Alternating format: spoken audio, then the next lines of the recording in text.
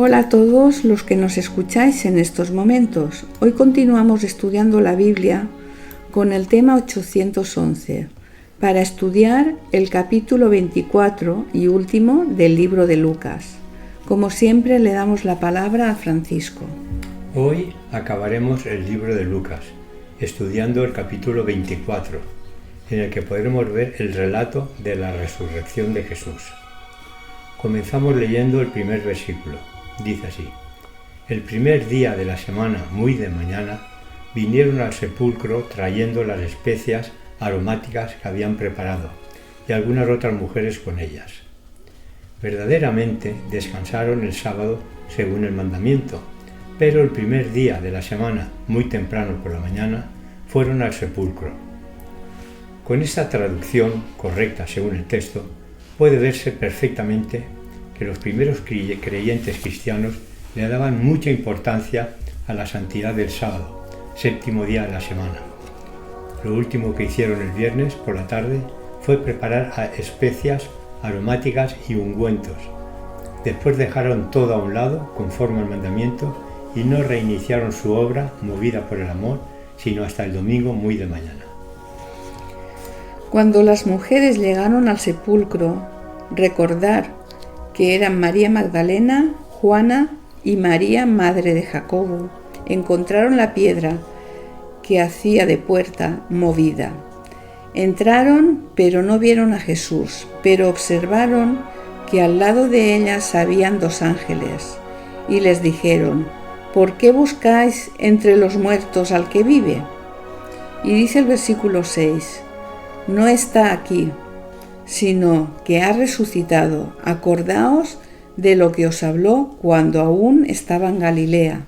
Y en el versículo 7 les hace recordar lo que había dicho Jesús: es necesario que el Hijo del Hombre sea entregado en manos de los hombres pecadores y que sea crucificado y resucite al tercer día. Seguidamente marcharon a dar la buena noticia a todos los discípulos. Dice el versículo 11, mas a ellos les parecía locura las palabras de ellas, y no la creían. Es cierto, pero Pedro no quedó conforme y fue al sepulcro para asegurarse, y al llegar al sepulcro comprobó que las mujeres tenían razón. Jesús había desaparecido.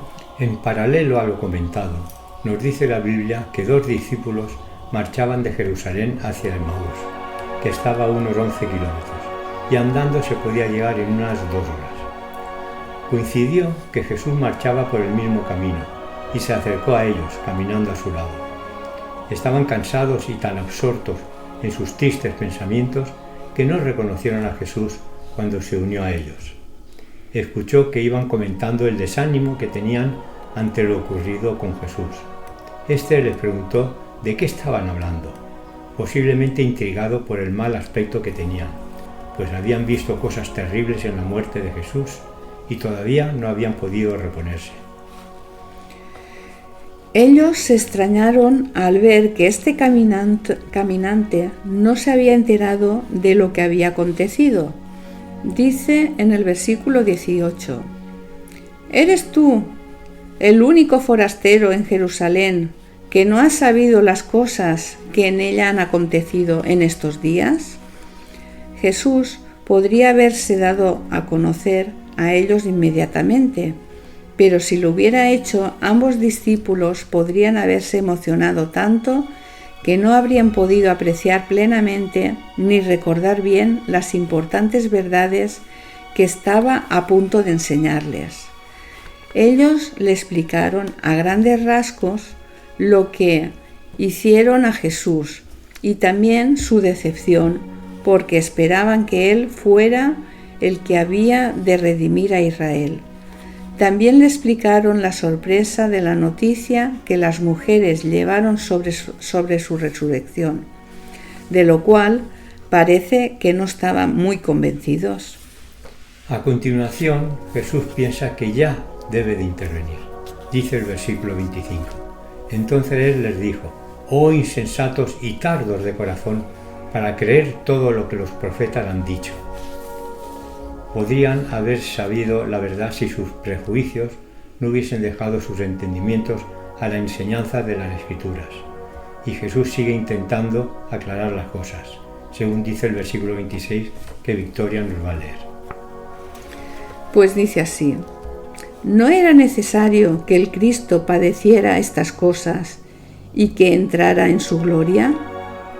En vez de ser un motivo de desilusión, la muerte de Jesús debería haber sido una gran confirmación de su fe.